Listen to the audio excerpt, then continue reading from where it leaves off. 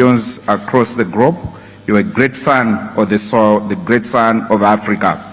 As you move on, I would like to assure you of total support from Malawi.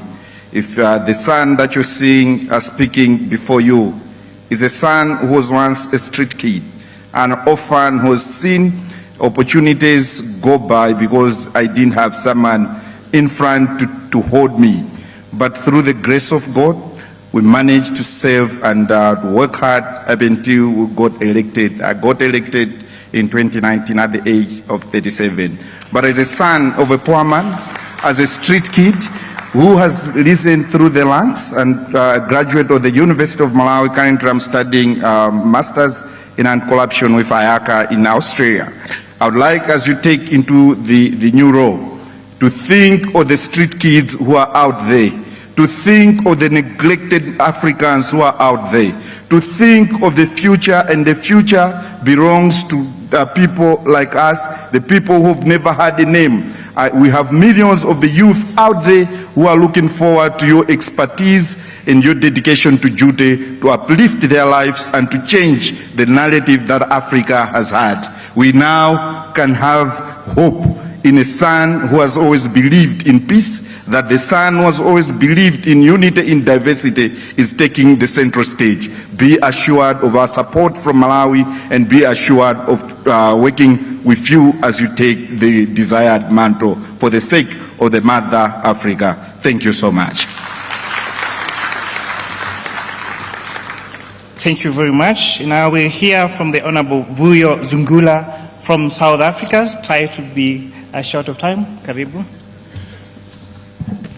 Down with poverty, down. Down. Down with poverty, down. Down. Down with the exploitation of Africa's resources, down. Down. Down with exploitation of our resources, down. Down. Thank you very much. My name is Vuyo Zungula.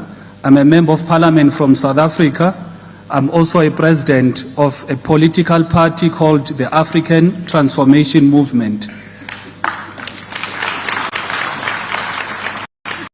Allow me to also join in the established protocols. We want to wish Baba well for his campaign. And in your speech, I think you made particular reference to how the resources in Africa do not benefit Africans. It is something that is problematic in our continent, that we are very, very rich in terms of our natural resources, but Africa has got the poorest of the poor people in the world. It is imperative that that becomes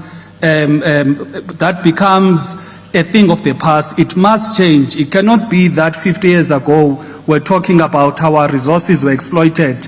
Currently, we are still speaking about that. And again, we are hoping that in the next 50 years, the language will not change. The second thing is that we need to build strong institutions. Institutions that will resolve the conflict in the continent. Institutions that will take the continent forward. Institutions that will give confidence even to the people in the continent, that whenever there is conflict, trust AU to step in. It cannot be that when there's conflict, there's misunderstanding, people of this continent are going to look at other foreign institutions to help. We need to build capacity in our own institutions. And lastly, we want to have a peace and prosperity in all corners of the continent.